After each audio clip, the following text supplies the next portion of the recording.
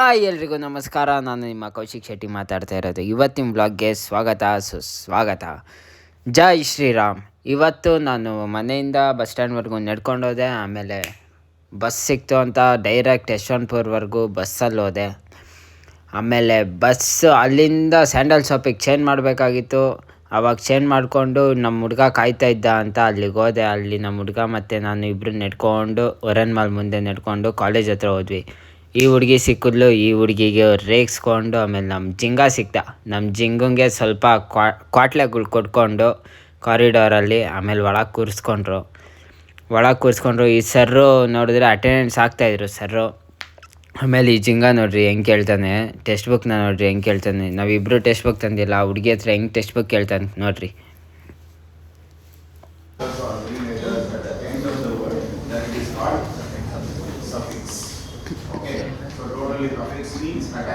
ಅದಾದಮೇಲೆ ಬ್ರೇಕ್ ಅಂತ ಹೊರ್ಗಡೆ ಬಂದ್ವಿ ಟಿಫನ್ ಮಾಡೋಕ್ಕೆ. ಟಿಫನ್ ಮಾಡಿಕೊಂಡು ಹಂಗೆ ಒಳಗೆ ಬಂದ್ವಿ. ಅವಾಗ ಬರುವಾಗ ಸರ್ರು ನಮ್ಮ ಫ್ರೆಂಡ್ಸಿಗೆಲ್ಲ ಕ್ಲಾಸ್ ತೊಗೊತಾಯಿದ್ರು. ಆಮೇಲೆ ನಮ್ಮನ್ನೂ ಹೊರ್ಗಡೆ ನಿಲ್ಲಿಸಿದ್ರು.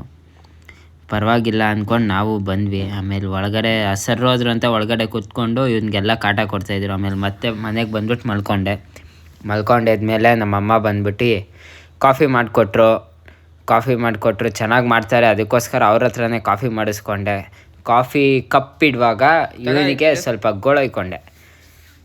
ಅದಕ್ಕೆ ನಮ್ಮಮ್ಮ ಬೈದರು, ಸರಿಯಾಗಿ ಬೈದರು. ಅವ್ನು ನೋಡಿದ್ರೆ ಅವನಿಗೆ ಹುಷಾರು ಬೇರೆ ಇರಲಿಲ್ಲ, ಅದಕ್ಕೋಸ್ಕರ ಬೈತಾಯಿದ್ರು, ಇಲ್ಲಾಂದಿರ ಬೈತಾ ಇರಲಿಲ್ಲ.